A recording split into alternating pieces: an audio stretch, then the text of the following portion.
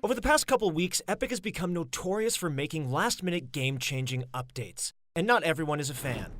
One of the most recent updates was the introduction of Ballers, which were quickly integrated into Fortnite's competitive play. They were also abused as a meta for easy endgames and fast points, which has given players mixed reactions to their addition. In this guide written by Beyond, we're going to give you guys advanced tips to get easy wins in Arena at all levels, while securing endgames in every game, thanks to the Ballers. So what exactly is a Baller? Well, I think we already all know that. The Baller is a vehicle item that spawns in exactly 21 locations all around the vast battle island. Each of these locations spawn a different number of Ballers, meaning some contain more Ballers than others, and some are in more secluded areas for players looking for a less aggressive approach. The first step to utilizing the Baller correctly is to perfect your landing in one of these 21 spawns. Now, there's a major mistake many players tend to make when landing for Ballers. Instead of landing on the Ballers themselves, they land on loot nearby in an attempt to fight off other players. Not only are you risking getting eliminated here, but most of the Ballers will get snatched up anyways.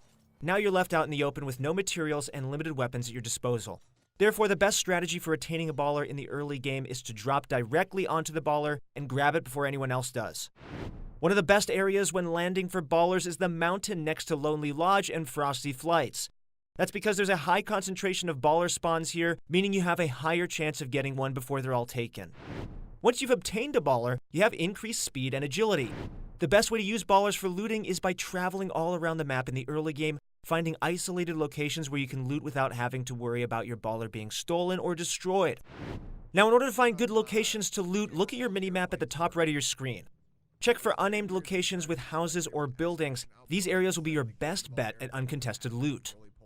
Once you've gathered enough loot to hold your ground during the endgame, you must do your best to gather as many materials as possible. To do this, you must once again look at your minimap.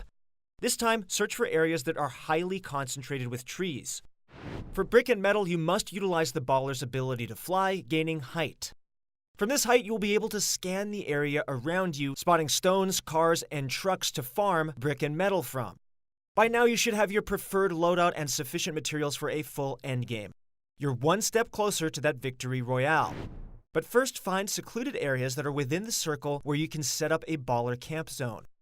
At this point, there are two ways for you to hide with your Ballers. One way is to grapple with the ball on top of a large leafed tree, then land on top of the tree to the point where your Baller no longer rolls off. This is the more advanced method, but the easier method and preferred method by many pros is the box in.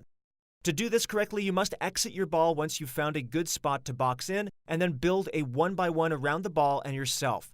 From here, you can make edit plays so you're ready to fight. You want to keep your ball here just in case you get a chance for easy cleanups due to the close proximity of players, since the zone is pretty small at this point. To avoid your ball getting destroyed, make sure that you exit your ball once you've built the 1x1.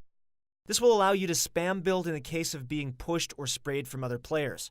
You only need to re-enter your ball when the storm is moving. That's when you got to get to a different part of the zone. Keep repeating this step until there is one player left, or your ball will get destroyed.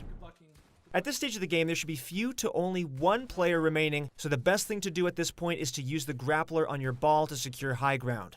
Then exit the Baller and, well, fight the remaining player. At this point, you've already secured many placement points, so it's your time to shine and earn that win. If you have trouble beating the last player at this point, then we recommend you check out ProGuides.com, where we show you how to win last-minute scenarios with the best building techniques from pro players like Mongrel himself. Now, due to players being more advanced at higher points in Arena, the chances of your Baller being destroyed in the endgame is pretty high. Honestly, many players will be attempting to poke shots at you while you're rotating. Therefore, you must know what to do when your Baller is no longer available for use. Luckily for you guys, we already have an endgame video coming out soon, so make sure to stay tuned for that. If you want to watch that video, then make sure to press the sub button. Now that you guys know the best tips and tricks for using Ballers, you can easily get out there and dominate an arena and public matches, gaining easy wins. If you found this video informative or helpful, please be sure to like the video and subscribe so you can stay updated on the latest Fortnite tips, tricks, and metas. Thank you guys so much for watching, and best of luck on your Fortnite grind in Arena.